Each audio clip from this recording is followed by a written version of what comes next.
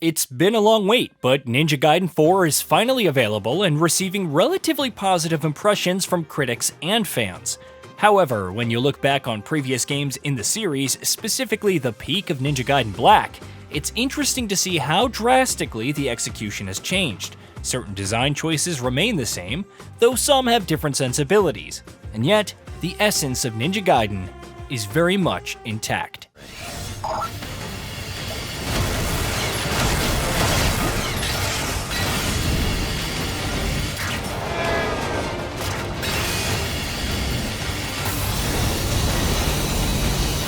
Is that the target? That's it. You're almost there.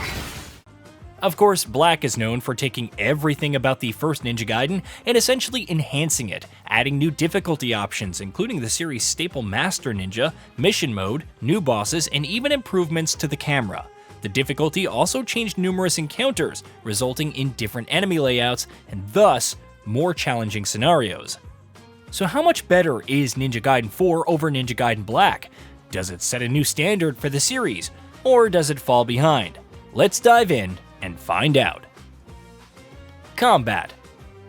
Methodical is a good way to describe Ninja Gaiden's combat as a whole, since you couldn't interrupt your own attacks, and it often paid to observe and react to enemy attacks. Black also incorporates the 2 post-launch Hurricane packs for the original, but it doesn't include Intercept, which is essentially perfect blocking. This made it far more challenging than the original.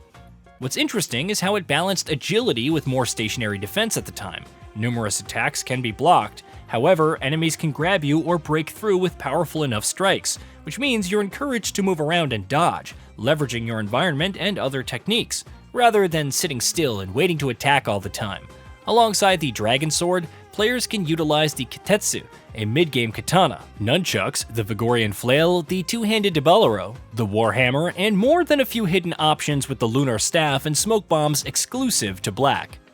By comparison, Ninja Gaiden 4's combat offers several more options for approaching fights and a faster pace overall. Perfect block can be used to transition into a counterattack. Parrying allows for unleashing techniques like Fatal Flash. Perfectly dodging attacks temporarily slows time and lets you attack enemies on follow-up. The fundamentals of blocking remain, but there's a lot more freedom to chain together techniques and combos with the addition of weapon switching, not to mention the ease of executing ultimate techniques, which still provide invulnerability to damage.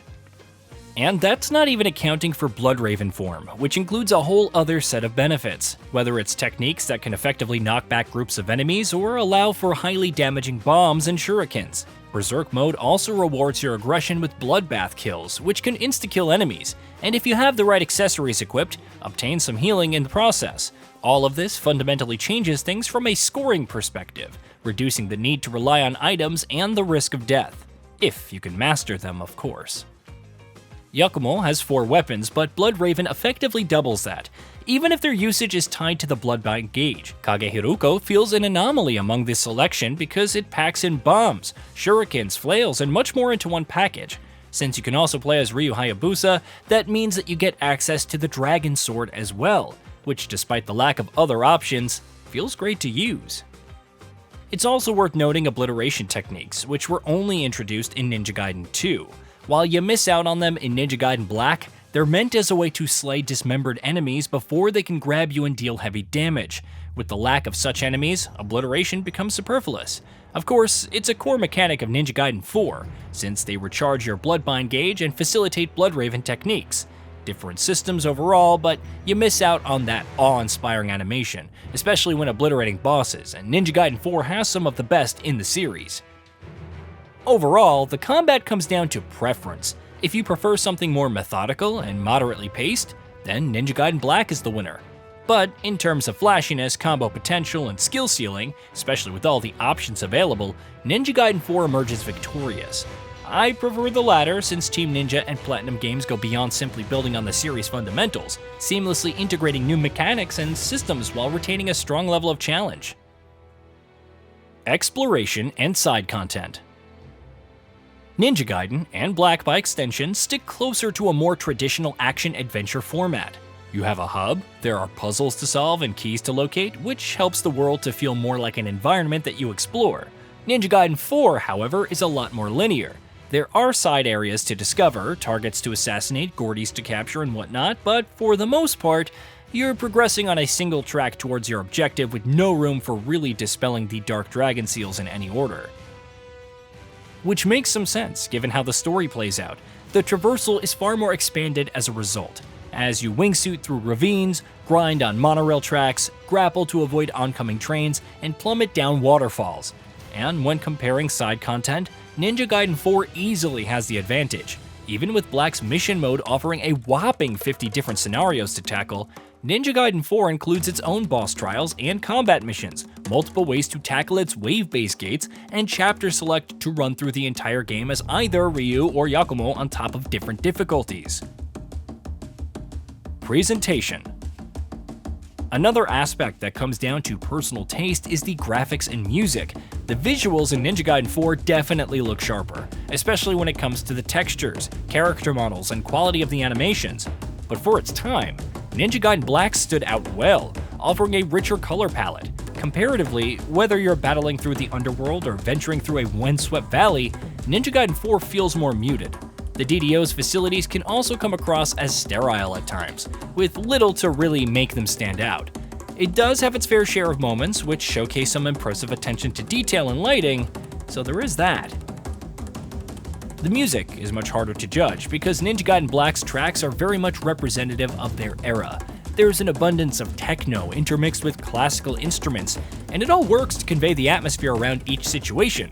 See the battle with Doku for how well all of these arrangements really mix. Ninja Gaiden 4's soundtrack is solid overall, but I'm struggling to really recount that many memorable tracks aside from Umi's shop theme. Definitely worth a listen, but for now, Ninja Gaiden Black gets the nod in terms of presentation. Bonus: the story. There's no two ways about it. Ninja Gaiden Black, that's the winner. Its narrative may start simply enough, with Ryu on a mission to retrieve the Dark Dragon Blade, but it's laden with lore, memorable characters, both heroes and villains, and unique moments. I wouldn't say Ninja Gaiden 4's story is outright terrible, but its characters aren't nearly as fleshed out. The DDO is about as surface level as it can get, and the fiends are kind of just there. Yakumo's tale to uplift the Raven clan and Sayori's personal quests are nice and all, but I still enjoyed Ryu's journey in Ninja Gaiden Black far more. Conclusion. There's a reason that Ninja Gaiden Black is considered the best in the series, and suffice it to say that it still holds up after all these years. Ninja Gaiden 4 is second best, at least in this comparison, but it's worth checking out for the combat and the sheer rollercoaster of a story, regardless. Hey, did you know that we at GamingBolt upload new videos every day? Stick around, drop a like, subscribe, and hit that bell. And let us know what kind of content you'd like to see in the future with a comment below.